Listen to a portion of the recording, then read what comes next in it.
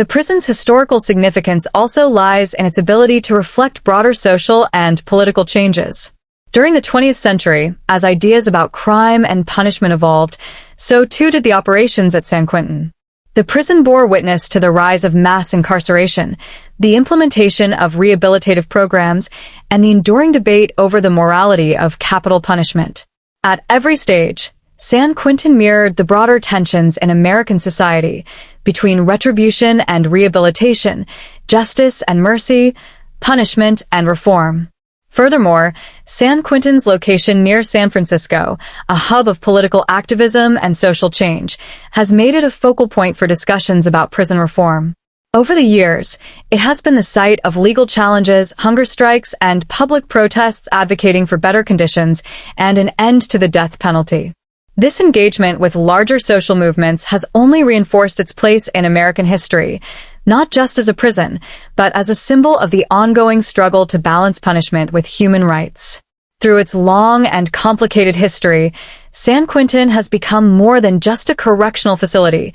It is a historical landmark that embodies the changing values and contradictions of the American criminal justice system. Its enduring presence reminds us that the ways we choose to punish reflect not only our laws but also our collective conscience. As a society, San Quentin State Prison has earned a notorious reputation as one of the most dangerous and feared correctional institutions in the United States. Over its 170-year history, the prison has become synonymous with violence, overcrowding, and harsh conditions, making it a place where survival often depends on toughness, alliances, and sheer will. This reputation is not merely a product of public perception. It is rooted in decades of documented violence, brutal treatment of inmates, and high-profile incidents that have drawn national attention. From its earliest days, San Quentin was regarded as a place of punishment rather than rehabilitation. Built in 1852 to address the lawlessness of the Gold Rush era, the prison quickly developed a reputation for its harsh and unforgiving environment. Inmates faced extreme physical labor, poor living conditions, and relentless discipline. Guards enforced a strict code of conduct through physical punishment, and the institution operated under the belief that hard labor and suffering were the only paths to reform. This punitive philosophy laid the foundation for San Quentin's future notoriety. One of the most defining characteristics of San Quentin's reputation is its long-standing history of violence. Throughout the 20th century, the prison became known for inmate-on-inmate violence, gang rivalries, and deadly riots. The prison's unique structure, designed for confinement rather than safety, created an environment where conflict thrived. In a space where thousands of convicted criminals were packed together, often for years on end, tensions frequently boiled over into stabbings, beatings, and murders. San Quentin became a proving ground for the most violent prison gangs, including the Aryan Brotherhood, Nuestra Familia, and the Black Guerrilla Family, all of whom fought for control within the prison's walls. One of the most infamous incidents occurred in 1971 when an attempted escape led by George Jackson, a prominent Black Panther leader and political activist, turned into a bloody confrontation. Jackson, already known for his revolutionary writings and activism against the prison system, was killed during the escape attempt, along with 3 corrections officers and 2 inmates. This event not only highlighted the volatile atmosphere inside San Quentin, but also fueled nationwide debates about prison conditions, racism, and the use of force against incarcerated people. San Quentin's reputation as a violent institution has also been shaped by decades of overcrowding. Designed to hold a few thousand inmates, the prison has consistently operated beyond its intended capacity. This overcrowding exacerbates tensions among inmates, leading to increased violence and worsening living conditions. In the 1980s and 1990s, during the height of America's tough-on-crime policies, San Quentin became a pressure cooker, a place where too many prisoners were confined in too little space, fostering hopelessness and hostility. Beyond physical violence, San Quentin's reputation also stems from its severe conditions. For much of its history, inmates endured unsanitary facilities, poor medical care, and minimal rehabilitation opportunities. Cells were small and cramped, often shared by multiple inmates. Basic human dignity was frequently denied, and the psychological toll of long-term confinement in such an environment left many prisoners mentally broken. In particular, death row inmates, housed in San Quentin since 1938, face some of the harshest conditions, living in isolation for 23 hours a day while awaiting execution. The prison's death row further cements its fearsome reputation. As the home of California's execution chamber, San Quentin is the site where more than 420 executions have been carried out. From the use of the gas chamber in the mid-20th century to lethal injection in modern times, the prison became a place where the ultimate punishment, state-sanctioned death, was not just a possibility, but a chilling reality. The shadow of execution hangs over the prison, reinforcing its image as a place where life and death are in constant tension. San Quentin's notoriety extends beyond its walls due to media portrayals that have further shaped public perception. The prison has been featured in countless films, television shows, and documentaries, often depicted as a merciless and brutal institution where only the strongest survive.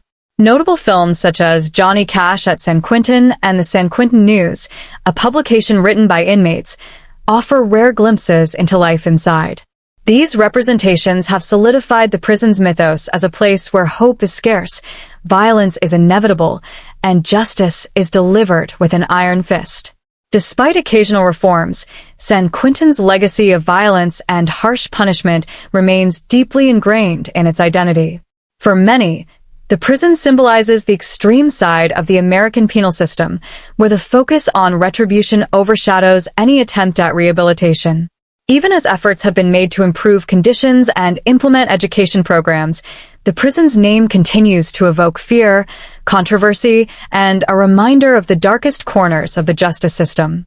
One of the most defining and chilling aspects of San Quentin State Prison is its role as California's primary death row facility.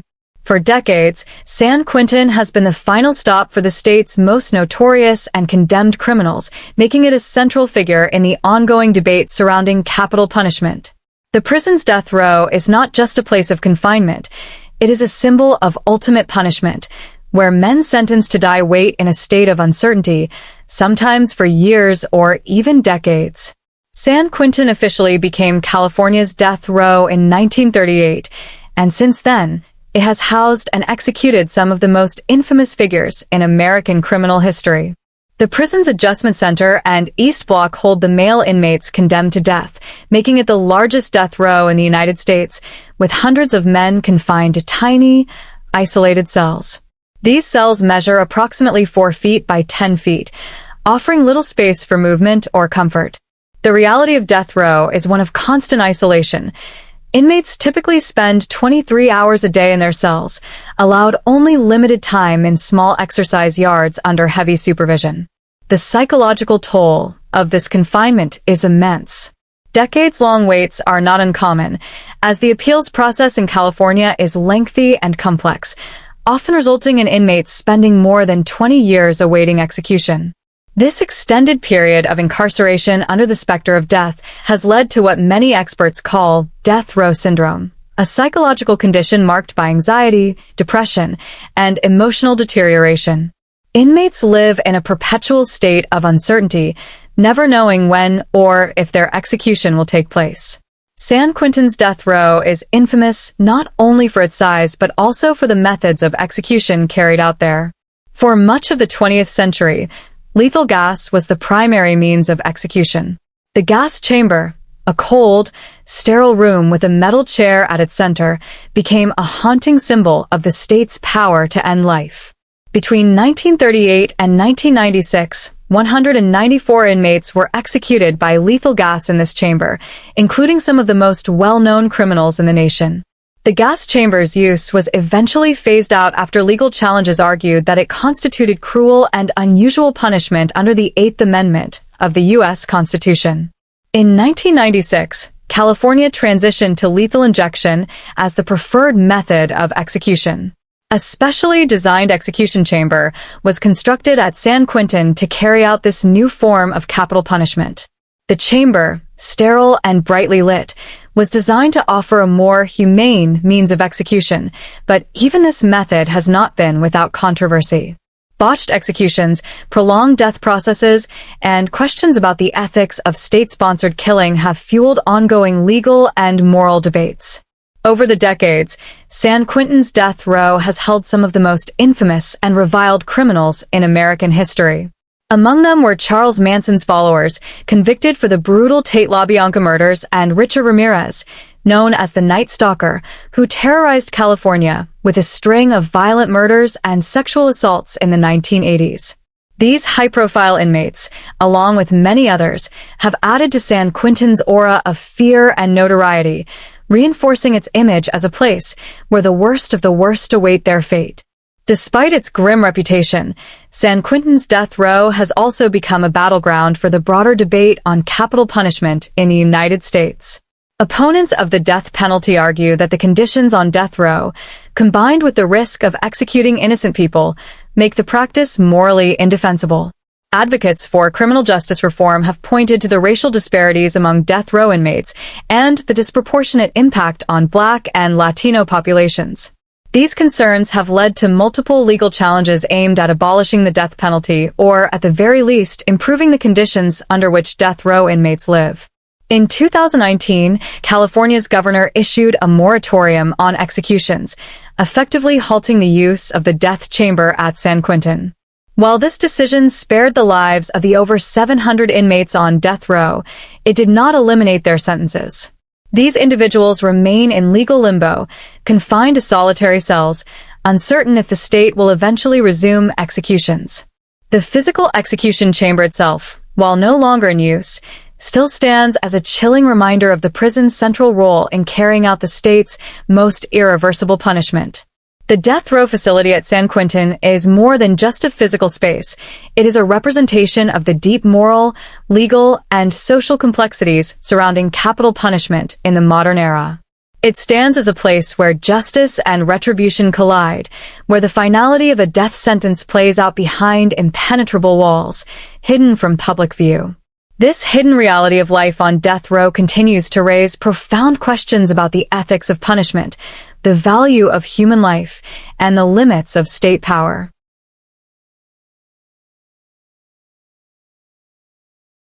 San Quentin State Prison's long and notorious history is inseparable from the infamous inmates who have passed through its gates.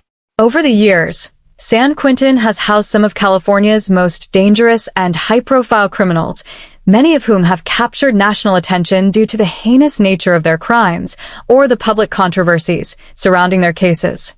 These inmates, whose stories are woven into the prison's legacy, reflect the extreme ends of criminal behavior and the complex relationship between justice, punishment, and public fascination. One of the most infamous groups associated with San Quentin is the Manson family, followers of the notorious cult leader Charles Manson. While Manson himself was held at other California institutions, several of his followers, convicted for their roles in the Tate LaBianca murders of 1969, were housed on death row at San Quentin. These brutal killings, which targeted actress Sharon Tate and others, shocked the nation and became emblematic of the violence and countercultural turmoil of the late 1960s. The chilling details of their crimes and Manson's eerie influence over his followers made them some of the most infamous inmates to ever reside at San Quentin. Another figure whose name is synonymous with terror is Richard Ramirez, known as the Night Stalker. Convicted of 13 counts of murder, along with sexual assault, burglary, and attempted murder, Ramirez's killing spree in the mid-1980s left a trail of fear across California. His crimes were particularly disturbing due to their randomness and brutality. He targeted men, women, and children alike, often breaking into homes in the dead of night. Ramirez was sentenced to death in 1989 and spent over 2 decades on San Quentin's death row before dying of complications related to cancer in 2013. His time at the prison only added to its chilling reputation as the final destination for California's most notorious murderers. San Quentin also became the home of Sirhan Sirhan, the man convicted of assassinating Senator Robert F. Kennedy in 1968. Sirhan's shocking act of political violence during a campaign rally at the Ambassador Hotel in Los Angeles marked a pivotal moment in American history. Initially sentenced to death, his sentence was commuted to life in prison after California temporarily abolished the death penalty in the 1970s. Sirhan's incarceration at San Quentin highlights how the prison has played a role in containing figures whose actions have shaped the nation's political and cultural trajectory. Beyond these headline-making murderers, San Quentin has also been home to criminals whose stories reveal deeper societal issues. Stanley "Tookie" Williams, co-founder of the Crips gang, was one of the prison's most controversial and complex inmates. Williams, once a leader in the violent Los Angeles gang culture, was convicted of 4 murders and sentenced to death. However, during his time at San Quentin, Williams underwent a profound transformation, writing a series of anti-gang children's books and becoming a symbol of redemption. His case sparked an international movement calling for clemency, with supporters arguing that his rehabilitation efforts outweighed his past crimes. Despite these appeals, Williams was executed by lethal injection in 2005, further cementing San Quentin's association with the finality of capital punishment. San Quentin's inmate population has not been limited to violent criminals. It has also held figures whose crimes reflect the intersection of wealth, power, and justice. Scott Peterson, convicted in 2004 for the murder of his wife, Lacey, and their unborn child, is one of the prison's most well-known contemporary inmates. The media frenzy surrounding his trial and the sensational details of the case, an outwardly normal man accused of a horrific crime, captivated the American public. Peterson was sentenced to death and remains on San Quentin's death row, a reminder that even those who seem to embody the American dream can find themselves trapped within the prison's unforgiving walls. The prison has also been the site of unique and unusual cases. Merle Haggard, the famous country music legend, was incarcerated at San Quentin in the late 1950s for attempted robbery. During his time behind bars, Haggard witnessed the execution of a fellow inmate, a moment that profoundly impacted him and inspired many of the songs that later defined his career. Haggard's story illustrates how San Quentin has not only been a place of punishment, but also a place where personal transformation can occur, even in the harshest of environments. San Quentin's famous inmates also include those whose cases have sparked broader debates about the justice system and prison reform. Jarvis J. Masters, for example, is a death row inmate convicted of his alleged involvement in the murder of a prison guard. Masters supporters, including legal scholars and human rights activists, argue that his conviction was based on flawed evidence and inconsistent witness testimony. His case has become a rallying point for critics who argue that San Quentin's death row is a broken system that disproportionately affects the poor and people of color. Beyond individual stories, the presence of such notorious figures within San Quentin's walls has had a profound impact on popular culture. The prison has been the setting for numerous films, documentaries, and books that depict life inside one of America's most infamous correctional facilities. These portrayals often focus on the menacing environment, where the most dangerous criminals live out their days behind towering concrete walls and where the line between justice and vengeance is often blurred. Through these high-profile inmates, whether infamous murderers, political assassins, or complex figures seeking redemption, San Quentin has become more than just a prison.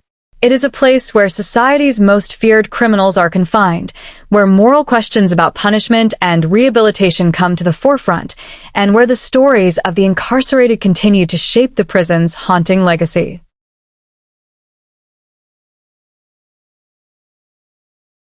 Ladies and gentlemen, San Quentin State Prison stands as a towering and ominous symbol of the American penal system.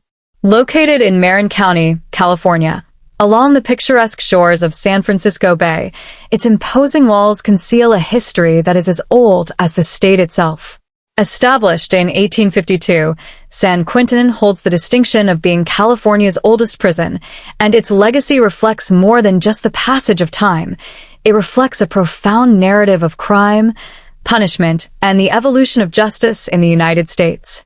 The prison was born out of necessity during a time when California was rapidly transforming. In the wake of the California Gold Rush, the state was flooded with fortune seekers and opportunists, leading to a rise in crime. Law enforcement struggled to maintain order, and the need for a permanent facility to house criminals became urgent. The state's solution was to establish San Quentin, the first long-term prison on the West Coast, making it a cornerstone in the foundation of California's justice system. Its construction, however, was not a simple endeavor. The prison itself was built using the labor of the inmates it was designed to contain. Prisoners worked under harsh and inhumane conditions to erect the stone walls that would eventually become their place of confinement. This practice of prison labor set a precedent for how the institution would operate in the years to come, a place where incarceration was not only about confinement, but also about exploiting the labor of those behind bars. From the outset, San Quentin's design and structure reflected a philosophy of punishment over rehabilitation. The architecture itself, thick stone walls, barred windows, and towering guard towers, was meant to embody the harsh reality of imprisonment. Unlike modern correctional facilities designed with rehabilitation in mind, San Quentin was built to isolate and intimidate, a physical manifestation of society's resolve to punish those who broke the law. What makes San Quentin unique is not just its age, but the profound role it has played in shaping penal practices throughout the United States. It was among the first American prisons to establish the concept of solitary confinement, a practice that continues to spark debate about human rights and mental health. Over the years, the prison has become a testing ground for various forms of punishment, including capital punishment, which further cements its dark legacy. San Quentin's location is an ironic juxtaposition, a prison by the sea, where inmates are confined behind stone and steel while just beyond the walls lies the beauty of the San Francisco Bay. This contrast only deepens the psychological weight for those imprisoned there, emphasizing their separation from the outside world and the freedom they once knew. The prison's impact extends beyond its physical presence. It is a living artifact of history, a place that has witnessed the transformation of the American criminal justice system over more than 170 years. From the days of the Wild West to the modern debates surrounding mass incarceration, San Quentin has stood as a silent witness to the changing attitudes about crime, punishment, and redemption. To this day, the very mention of San Quentin evokes a mixture of fear, fascination, and controversy. It is not just a prison. It is a symbol of the complexities of justice, where stories of violence, survival, and reform are woven into the walls. San Quentin's legacy is one of contradiction, a place meant to correct criminal behavior that has itself become a monument to punishment and human suffering. San Quentin State Prison holds a unique and profound place in American history, not only as California's oldest prison, but also as a symbol of the evolving relationship between society, crime, and punishment.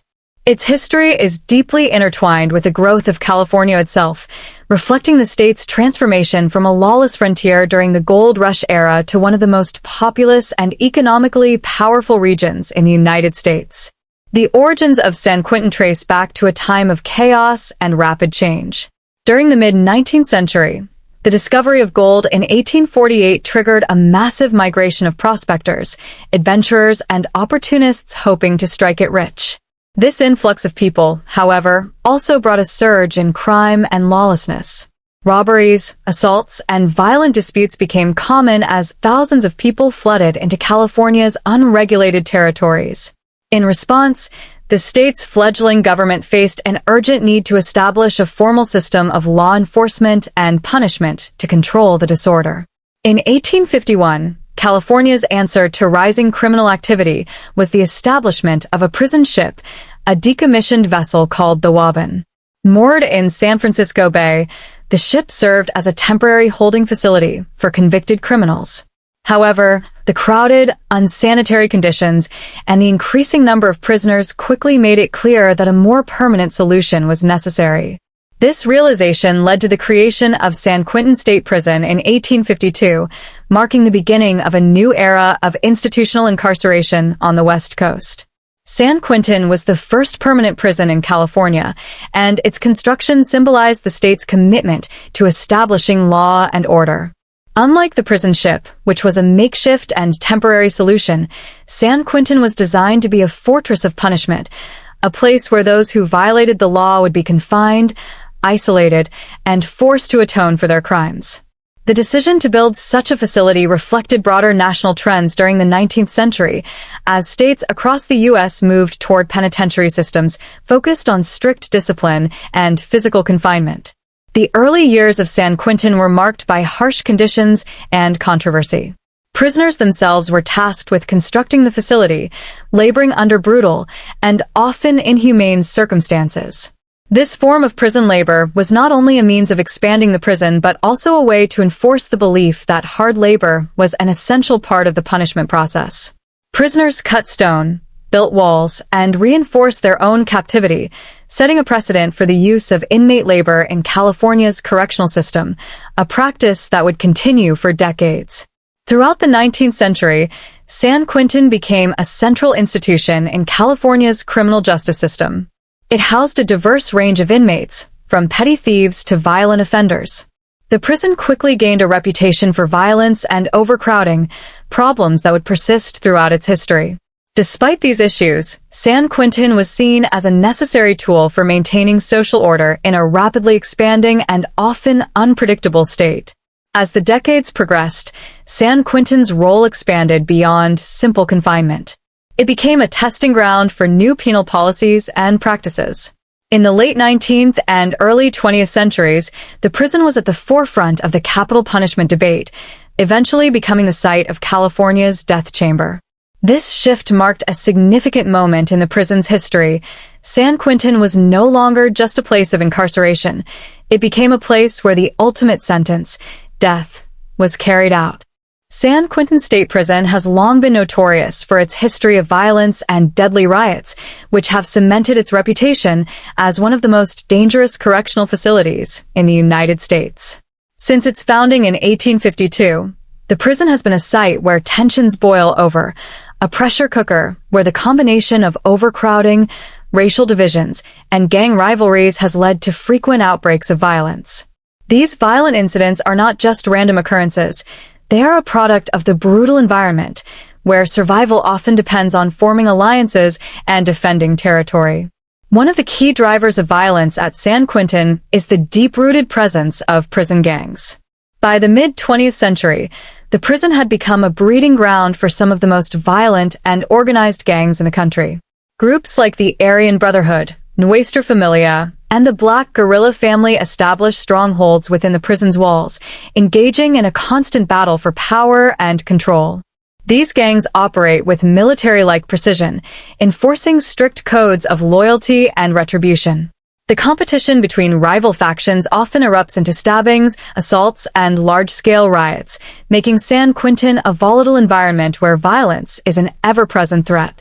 One of the deadliest riots in San Quentin's history occurred on August 21, 1971, when the prison was thrust into the national spotlight following a violent escape attempt led by George Jackson, a prominent member of the Black Panther Party and co-founder of the Black Guerrilla Family. Jackson, a revolutionary figure who had become a symbol of racial injustice and prison reform, was serving time for a robbery conviction when he was accused of killing a guard. On the day of the riot, Jackson allegedly smuggled a gun into the prison, which led to a bloody uprising. In the chaos that followed, 3 correctional officers and 2 inmates were killed before Jackson himself was shot and killed by prison guards. The incident highlighted the racial and political tensions simmering within San Quentin and sparked nationwide outrage over the treatment of incarcerated people, particularly Black prisoners. The racial divide within San Quentin has been a persistent source of violence. The prison's population is often segregated along racial lines, with inmates identifying and aligning themselves with groups based on their ethnicity. This racial division is not just a matter of identity. It is a strategy for survival in an environment where weakness is exploited. Violence between Black, Latino, and white inmates has frequently led to large-scale brawls and deadly confrontations. In many cases, even the most minor disputes can escalate into full-blown riots, with inmates using makeshift weapons like shanks and clubs to defend themselves. One of the most infamous racial conflicts erupted in 2005 when a riot involving hundreds of inmates broke out in San Quentin's exercise yard. The riot was sparked by racial tensions between Black and Latino inmates and quickly descended into chaos. Prison guards struggled to regain control as inmates fought each other with homemade weapons, leaving dozens injured and several dead. The scale of the violence underscored the fragility of peace within San Quentin and the ease with which long-standing tensions can explode into lethal conflicts. The overcrowding of San Quentin has exacerbated the conditions that lead to violence. Originally designed to hold 3,000 inmates, the prison has consistently operated at double or even triple its intended capacity. This overpopulation creates an environment where personal space is non-existent and frustrations run high. The close quarters increase the likelihood of conflict. With inmates living in cramped cells, tensions can escalate quickly over small provocations. Overcrowding also strains resources, leading to inadequate mental health care, medical attention, and security measures, which in turn makes it harder for prison officials to maintain order and control. Violence at San Quentin is not limited to inmate-on-inmate confrontations. It also extends to inmate versus guard conflicts. The prison's correctional officers are often caught in the middle of gang rivalries and personal vendettas, and their efforts to enforce discipline are sometimes met with deadly resistance. There have been numerous incidents where correctional officers have been attacked, injured, or even killed while performing their duties. These dangerous working conditions have led to growing concerns about staff safety and the mental toll on those tasked with maintaining order in such a hostile environment. Additionally, San Quentin's death row has been the site of some of the prison's most violent episodes. Many death row inmates, knowing they have nothing to lose, engage in extreme acts of violence against both their peers and prison staff. Some inmates use their time on death row to settle old scores, while others engage in suicidal acts or violent outbursts as a reaction to the psychological strain of awaiting execution. These violent incidents contribute to the prison's fearsome image and reinforce its status as a place where life and death are constant companions. Even when physical violence is not occurring, psychological violence permeates the air. The threat of retaliation, extortion, and intimidation creates a climate where inmates live in constant fear. San Quentin's culture of violence is self-perpetuating. New arrivals are often forced to choose sides for their own protection, further entrenching the cycle of gang violence and racial conflict. This atmosphere of mistrust and hostility makes it incredibly difficult for any form of rehabilitation or reform to take hold. The history of violence and riots at San Quentin reflects the broader issues facing the American prison system. It is a place where systemic inequalities, racial tensions, and overcrowding collide, resulting in explosive consequences.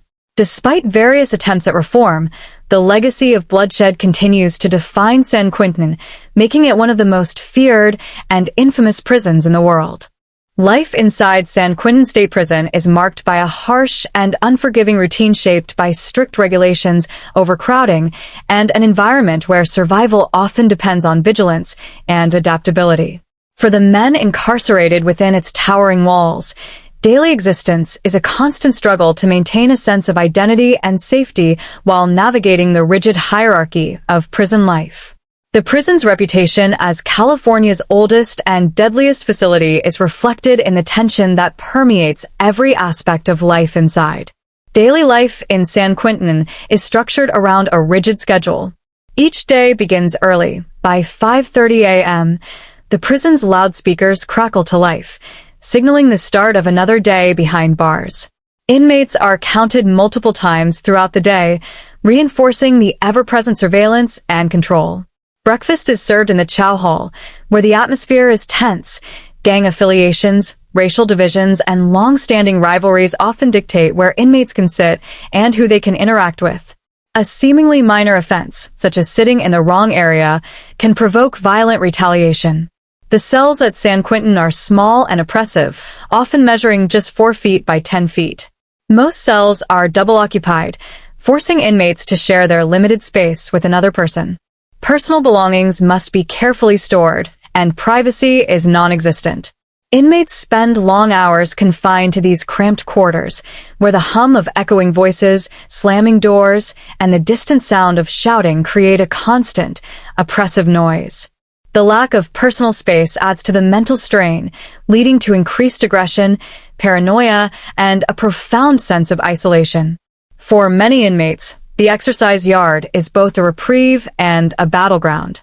The yard provides a brief opportunity to move freely, but it is also a place where the unwritten rules of prison society are strictly enforced. Inmates typically segregate themselves by race and gang affiliation, forming tight-knit groups for protection. Violence can break out with little warning, as old grudges resurface or new disputes emerge. Even in this open space, inmates are constantly alert, scanning for signs of potential threats while maintaining a facade of toughness to avoid being seen as weak. San Quentin's racial divisions are deeply entrenched and play a significant role in daily life. The prison is home to notorious gangs such as the Aryan Brotherhood, Nuestra Familia, and the Black Guerrilla Family, each controlling specific areas and enforcing their own code of conduct. New inmates are often forced to choose allegiances for their own survival, whether they want to or not.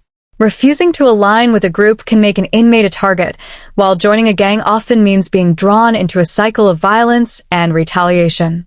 In addition to the rigid social structure, work assignments play a central role in life inside San Quentin.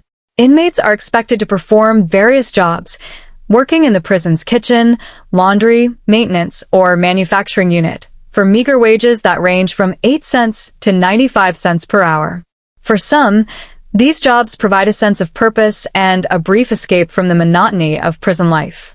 For others, the work is simply another form of state control, reinforcing their subjugation to the system. Despite the harsh conditions, San Quentin also offers educational and rehabilitative programs, though access is often limited. The prison is known for its Prison University project, which allows some inmates to pursue higher education while serving their sentences. This program provides a rare opportunity for inmates to gain skills, knowledge, and a sense of hope for a future beyond prison walls. Other programs focus on vocational training, addiction recovery, and anger management, aiming to reduce recidivism and help inmates reintegrate into society upon release. However, not all inmates have access to these programs, especially those on death row. Life on San Quentin's death row is particularly bleak. Inmates spend 23 hours a day confined to their cells, with only 1 hour of solitary exercise allowed in a small, enclosed yard. This extreme isolation can have a devastating impact on mental health, leading to depression, psychosis, and emotional breakdowns. Many death row inmates describe their existence as a form of living death, trapped in a space where hope is scarce, and the looming prospect of execution casts a long shadow over every moment. Medical care inside San Quentin has also been a subject of intense scrutiny. Over the years, the prison has faced accusations of inadequate health care and neglect, contributing to high rates of illness and death among inmates. In 2005, a federal court declared that California's prison healthcare system was so deficient that it violated the Eighth Amendment prohibition against cruel and unusual punishment. This ruling led to court-mandated reforms, but the reality for many inmates remains grim. Access to timely medical care is often delayed, and chronic conditions go untreated for extended periods. Another defining feature of life inside San Quentin is the psychological toll it takes on inmates. The constant threat of violence, isolation, and the weight of long sentences contribute to high rates of mental illness. Inmates often struggle with anxiety, post-traumatic stress, and suicidal ideation. The environment fosters a sense of hopelessness, where each day feels like a repetition of the last, and the possibility of freedom seems more like a distant illusion than a tangible goal. The prison's visiting room provides a rare and precious connection to the outside world. Family visits are tightly controlled, with security checks and limited time allowed.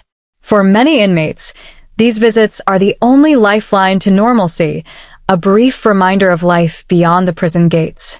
Yet, the emotional strain of maintaining relationships under such circumstances is profound. Many inmates lose contact with loved ones over time, as the outside world moves on without them. In the face of these brutal realities, some inmates find ways to resist the system's dehumanizing effects.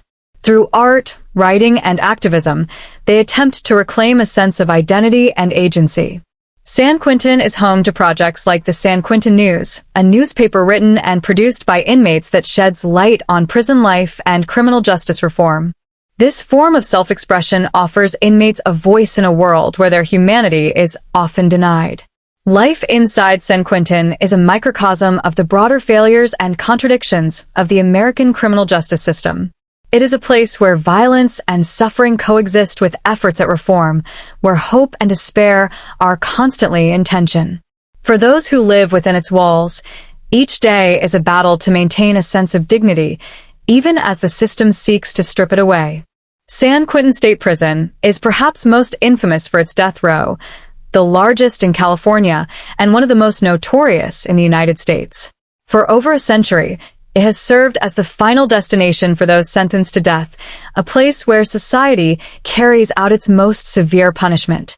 The prison's history of executions is deeply intertwined with a broader debate about capital punishment, raising questions about justice, morality, and the human cost of state-sanctioned death. San Quentin's role as California's execution site began in 1893, when the state first took over responsibility for carrying out capital punishment from local jurisdictions. Initially, executions were performed by hanging, a method both public and brutal, designed not only to punish but also to serve as a deterrent. These early hangings took place in makeshift gallows within the prison walls. However, as concerns about the inhumanity of hanging grew, California adopted lethal gas as its primary execution method in 1938. For decades, San Quentin's gas chamber was the site where condemned inmates took their final breath, a stark symbol of the state's commitment to enforcing ultimate justice. The gas chamber, a small, steel-walled room located within the prison, became one of the most iconic and feared spaces in San Quentin. Executions by cyanide gas were cold and clinical, yet horrifyingly painful. Inmates were strapped to a chair and exposed to lethal fumes, often convulsing violently before death. This method was used to execute 194 individuals over the next 5 decades. The chilling finality of the gas chamber became a defining image of California's death penalty. However, as public attitudes shifted and concerns about cruel and unusual punishment grew, lethal gas fell out of favor. In 1996, after a federal court deemed gas executions unconstitutional, California adopted lethal injection as its sole method of execution. Lethal injection, intended to be a more humane alternative, has also faced intense scrutiny. While designed to cause a quick and painless death, botched executions have led to prolonged suffering, raising ethical concerns about medical ethics and the state's ability to carry out executions without inflicting unnecessary pain. San Quentin's death chamber was modified to accommodate this new procedure, with a sterile, clinical appearance meant to contrast with the violence of the act itself. Yet, despite these changes, controversies over the death penalty persist, with critics arguing that no method of execution can be truly humane. The inmates on San Quentin's death row live in a world set apart from the rest of the prison. Death row occupies East Block, a long, imposing structure where more than 700 condemned men await either execution or the possibility of legal reprieve. Each inmate is confined to a 4.5 by 10-foot cell for 23 hours a day, with only 1 hour allowed for exercise in a small, heavily monitored yard. The atmosphere is tense and isolation is profound. With no meaningful human contact, many inmates experience psychological deterioration, suffering from severe anxiety, paranoia, and depression. For some, the years of uncertainty, waiting to know whether they will live or die, are as punishing as the sentence itself. Life on death row is governed by strict routines and constant surveillance. Meals are delivered through a small slot in the cell door, and movement is restricted to solitary walks within caged yards. Inmates are kept separated from the general prison population to prevent violence and escape attempts. Yet, even under these conditions, tensions can erupt. Violent outbursts, assaults, and self-harm are common, as many inmates struggle with the mental and emotional burden of imminent death. The human stories behind death row are as varied as they are haunting. Some inmates have committed unspeakable crimes, while others maintain their innocence, continuing to fight through years of appeals and legal battles. High-profile figures like Richard Ramirez, known as the Night Stalker, spent decades on death row, drawing public fascination and fear. Others, like Stanley "Tookie" Williams, a former gang leader turned anti-violence advocate, became symbols of redemption. Williams' execution in 2005, despite an international campaign for clemency, sparked intense debate about whether the criminal justice system should allow space for rehabilitation or focus solely on retribution. San Quentin's death row has also been a battleground for legal and political struggles over the future of the death penalty. In 2019, California Governor Gavin Newsom declared a moratorium on executions, citing concerns about racial bias, wrongful convictions, and the moral implications of capital punishment. While this action spared the lives of those currently on death row, it did not overturn their sentences, leaving many inmates in legal limbo, neither facing execution nor having their sentences reduced. This uncertainty has only intensified the psychological toll of death row life. The broader debate about the death penalty reflects deep divides in American society. Supporters argue that capital punishment serves as a deterrent and provides justice for the victims and their families. Critics, however, point to the high cost of maintaining death row, the risk of executing innocent people, and the racial and socioeconomic disparities in how death sentences are applied. San Quentin, as the epicenter of California's death penalty system, stands as a monument to these complex and often contradictory arguments. Despite the moratorium, the future of death row remains uncertain. California voters have repeatedly upheld the death penalty through ballot initiatives, signaling public support for the practice. Yet, legal challenges continue, and national sentiment around capital punishment is slowly shifting. The fate of the men on San Quentin's death row reflects not only the harsh realities of life inside the prison, but also the ongoing struggle to reconcile justice with human dignity. The chilling legacy of executions at San Quentin is a reminder of the power the state holds over life and death. For those who have passed through the death chamber, and for the hundreds who remain behind its walls, the prison is not just a place of incarceration, but a symbol of final judgment, where the line between justice and vengeance is constantly blurred. Throughout its long and often brutal history, San Quentin State Prison has housed some of the most infamous criminals in American history.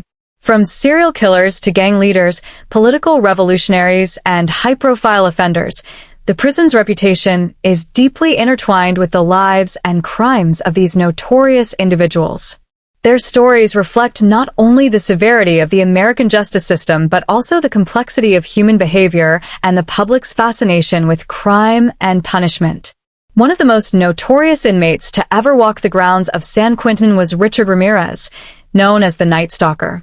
Ramirez was convicted of a series of grisly murders, sexual assaults, and burglaries that terrorized California during the 1980s.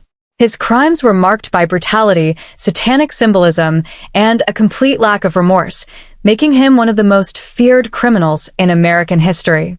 Sentenced to death in 1989, Ramirez spent more than 23 years on San Quentin's death row, where he became a symbol of the monstrous capacity for human violence. Despite his terrifying legacy, Ramirez maintained a fan following, receiving letters, gifts, and even marriage proposals from admirers around the world until his death from complications related to B-cell lymphoma in 2013. His case remains one of the most infamous in the prison's history, drawing global attention to San Quentin's death row. Another well-known figure who spent time at San Quentin was Charles Manson, the mastermind behind the Manson family murders. While Manson was later transferred to Controversies State Prison, his time at San Quentin marked a critical period in his life behind bars. Convicted in 1971 for orchestrating a series of murders, including the killing of actress Sharon Tate and her unborn child, Manson became a cultural boogeyman, a representation of countercultural evil and the dark side of the 1960s. During his time at San Quentin, Manson was known for his manipulative nature, bizarre philosophies, and the ability to influence others even from behind bars. His enduring infamy is a reminder of the psychological power some criminals wield and the profound cultural impact of their crimes. San Quentin has also been home to Stanley "Tookie" Williams, a co-founder of the Crips gang in Los Angeles. Convicted of 4 murders in 1979, Williams became a symbol of both gang violence and the potential for redemption. While on death row, he renounced his gang affiliations and dedicated himself to anti-violence advocacy, writing a series of children's books warning against the dangers of gang life. His transformation earned him multiple Nobel Peace Prize nominations and sparked a global debate about whether individuals could reform themselves after committing violent crimes. Despite widespread appeals for clemency, including from prominent figures like Desmond Tutu and Jamie Foxx, Williams was executed by lethal injection in 2005. His case highlighted the moral dilemmas surrounding capital punishment and the capacity for human change, even within one of the nation's most notorious prisons. Another infamous inmate was Sirhan Sirhan, the assassin of Senator Robert F. Kennedy. After fatally shooting Kennedy at the Ambassador Hotel in Los Angeles in 1968, Sirhan was sentenced to death, later commuted to life imprisonment when the California Supreme Court temporarily outlawed capital punishment in 1972. Sirhan's case remains one of the most controversial assassinations in American history, and his continued incarceration at San Quentin symbolizes the prison's role in holding those who have shaped the political landscape through acts of violence. San Quentin has also served as a holding place for serial killers whose crimes have haunted the public imagination. One of these figures is William Bonin, known as the Freeway Killer, who was convicted of the rape, torture, and murder of at least 14 young men and boys throughout California in the late 1970s. Bonin's crimes were exceptionally cruel, and he showed no remorse for his actions. He became the first person to be executed by lethal injection in California in 1996, a milestone that marked a new era for the state's death penalty system. His execution drew both supporters and protesters, reflecting the polarized attitudes toward capital punishment. Not all of San Quentin's most famous inmates are violent criminals. The prison has also housed political activists and dissidents whose imprisonment has sparked national and international debates about justice and civil rights. George Jackson, a prominent member of the Black Panther Party and co-founder of the Black Guerrilla family, is one such figure. Imprisoned for a robbery charge, Jackson became a revolutionary icon, writing the seminal prison memoir, Soledad Brother. His death during an escape attempt in 1971 ignited riots and protests, turning him into a martyr for the prison reform movement. His story highlights the intersection of race, politics, and the criminal justice system, a theme deeply woven into San Quentin's history. In more recent years, San Quentin has housed inmates who reflect the changing nature of crime in the modern age. Scott Peterson, convicted of the murder of his wife, Lacey Peterson, and their unborn child, has become one of the most publicized prisoners on death row. His high-profile trial, media scrutiny, and subsequent legal appeals underscore the complexities of modern criminal cases where public opinion, media influence, and legal technicalities intersect. San Quentin has also incarcerated figures from the world of organized crime, including leaders of the Mexican Mafia and Aryan Brotherhood, whose activities extend far beyond the prison walls. These criminal organizations exert powerful influence over both the prison's internal structure and the outside world, engaging in drug trafficking, extortion, and murder-for-hire operations. The presence of these organized crime figures contributes to the volatile and dangerous atmosphere within San Quentin, where power struggles and violence are a constant reality.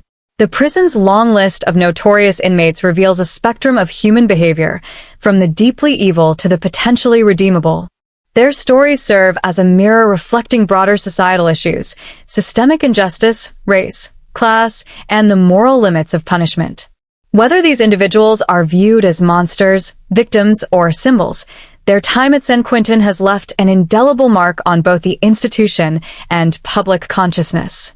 Their legacies continue to shape the ongoing debate over crime, justice, and the capacity for change in one of America's most notorious prisons. San Quentin State Prison, as California's oldest and most notorious correctional facility, has been the epicenter of numerous controversies and scandals throughout its long history. These controversies reveal the systemic problems within the American penal system, ranging from inhumane conditions and abuse of power to botched executions and racial discrimination. The prison's reputation is not only built on its notorious inmates, but also on the scandals that have exposed the harsh realities behind its heavily fortified walls. One of the most persistent controversies surrounding San Quentin has been the treatment of inmates and the brutality they endure. For much of its history, the prison has been criticized for overcrowding, unsanitary conditions, and physical abuse. In the mid-20th century, reports surfaced detailing how prisoners were subjected to routine beatings, isolation, and deprivation. Guards were often accused of using excessive force, while some inmates described conditions as torturous. This culture of violence extended to racial segregation, where inmates of different ethnic backgrounds were intentionally kept apart, fostering racial tensions and gang affiliations that persist today. San Quentin's long history of racial inequality reflects broader systemic biases within the American prison system, where Black and Latino inmates are disproportionately represented and often face harsher treatment. Another high-profile controversy has been the botched executions and the morality of capital punishment. As the primary site for California's death row executions, San Quentin's handling of lethal punishment has been under constant scrutiny. The gas chamber, introduced in the 1930s, became a symbol of state-sanctioned brutality, as executions were often prolonged and agonizing. In one notorious case in 1992, the execution of Robert Alton Harris, California's first execution in 25 years, was delayed multiple times by last-minute legal appeals, raising concerns about cruel and unusual punishment. The psychological and emotional toll on both inmates and prison staff who participated in these executions sparked public outcry and contributed to ongoing debates about the ethical implications of the death penalty. When the state transitioned to lethal injection in the 1990s, new problems arose. The botched execution of Clarence Ray Allen in 2006, an elderly and blind inmate, intensified concerns about the reliability and humaneness of the procedure. Witnesses reported that the process was lengthy and disturbing, raising questions about whether lethal injection truly meets the constitutional standard of humane punishment. In 2010, a federal judge halted all executions at San Quentin, citing procedural errors and inadequate staff training as potential causes for unnecessary suffering. This decision led to a de facto moratorium on the death penalty in California, which remains in effect today. The controversies surrounding these executions not only highlight the practical and moral failures of capital punishment, but also place San Quentin at the center of the nation's legal and ethical debate on the value of human life. In addition to its execution practices, San Quentin has faced widespread criticism for its healthcare system, or lack thereof.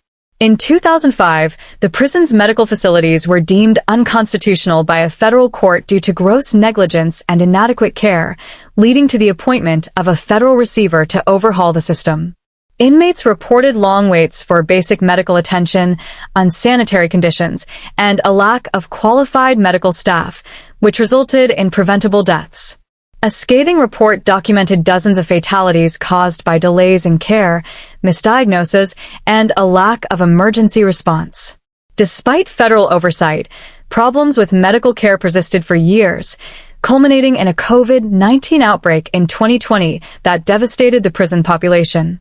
A botched transfer of infected inmates from another facility resulted in over 2,200 infections, nearly 75% of San Quentin's population, and at least 29 inmate deaths. This avoidable tragedy sparked national outrage and prompted calls for prison reform and decarceration. Beyond medical neglect, corruption and misconduct within San Quentin's administration have also fueled public distrust. There have been numerous reports of abuse of power, including drug smuggling, sexual misconduct, and falsification of records by correctional officers. In one high-profile scandal in 2011, it was revealed that prison guards were involved in illegal gladiator fights, where rival inmates were forced to fight each other for the amusement of staff. This brutal practice, reminiscent of ancient Rome, exposed a deeply entrenched culture of violence and impunity among prison personnel. Investigations also uncovered financial misconduct, with staff profiting from black market activities inside the prison, including the sale of contraband like drugs and cell phones. These revelations further eroded public confidence in the institution's ability to uphold justice and human dignity. Another significant controversy concerns rehabilitation programs, or the lack thereof. Despite its maximum security status, San Quentin has been lauded for offering unique educational opportunities like college programs and vocational training. However, critics argue that these resources are available to only a small percentage of the inmate population, while the majority are left without meaningful opportunities for rehabilitation. Furthermore, reports suggest that racial bias affects who gains access to these programs, with white and higher-profile inmates receiving preferential treatment. These disparities reinforce systemic inequalities and highlight the shortcomings of the prison's efforts to provide second chances for those behind bars. The legal system itself has also come under fire for the disproportionate sentences handed down to certain groups of inmates.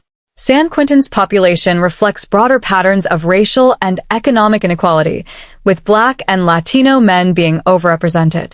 Critics argue that poverty, lack of legal representation, and institutional bias play a significant role in determining who ends up incarcerated at San Quentin and who receives lighter sentences.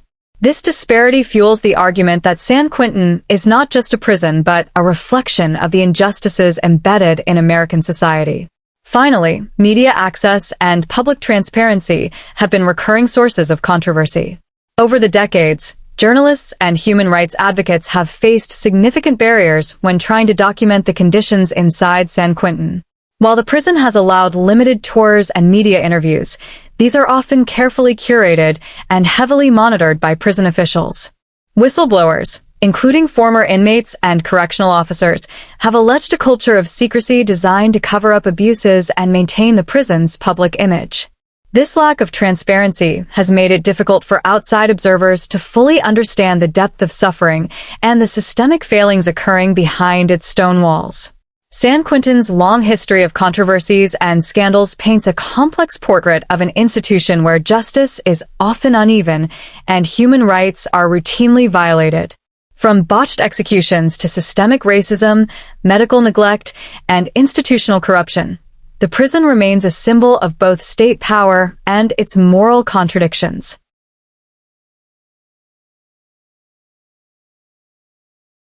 San Quentin State Prison stands as a symbol of both justice and contradiction, a place where punishment, power, and human suffering intersect. As California's oldest and deadliest prison, its long and complex history reflects the evolution of the American criminal justice system, highlighting both societal progress and systemic failure. Behind its towering stone walls, stories of violence, notorious criminals, and moral dilemmas continue to unfold, shaping not just the lives of those incarcerated, but also the public discourse surrounding crime, punishment, and human rights. For more than 170 years, San Quentin has witnessed some of the most pivotal moments in America's penal history, from the establishment of capital punishment to the ongoing debate over prison reform. It has been a place where lives are ended in the execution chamber, where hope emerges through rehabilitation programs, and where the failures of the justice system are laid bare. Its notorious inmates and high-profile cases have captured the public's imagination, while the scandals and controversies have revealed the deep flaws within the prison system itself. The stories of San Quentin's inmates, both those who have committed heinous acts and those who strive for redemption, force us to confront difficult questions. Can people change? Does society have the right to take a life as punishment? And what responsibility does the state have to ensure dignity and justice for those behind bars? These questions echo far beyond the prison's gates, shaping the national conversation on incarceration and the ethics of punishment. Moreover, the human cost of San Quentin cannot be ignored. The overcrowded cells, medical neglect, and racial disparities reflect the broader inequalities embedded in American society. Each scandal, each botched execution, and each act of violence within its walls is a reminder that the prison system is not just about punishing crime. It is also a reflection of who we are as a society. Do we seek retribution, or do we strive for rehabilitation? Do we view prisoners as irredeemable or as individuals capable of change? As we look toward the future, San Quentin remains at the center of these critical debates. It serves as a warning of what happens when justice is driven by retribution rather than reform, and as a testament to the ongoing struggle to balance safety, fairness, and human dignity. Whether it remains a fortress of punishment or transforms into a place of restorative justice depends on the choices we make as a society. In the end, the story of San Quentin is not just about the prison itself. It is a story about power, morality, and the value of human life. And as long as its walls stand, these questions will continue to challenge our understanding of justice and our collective responsibility to those society has condemned.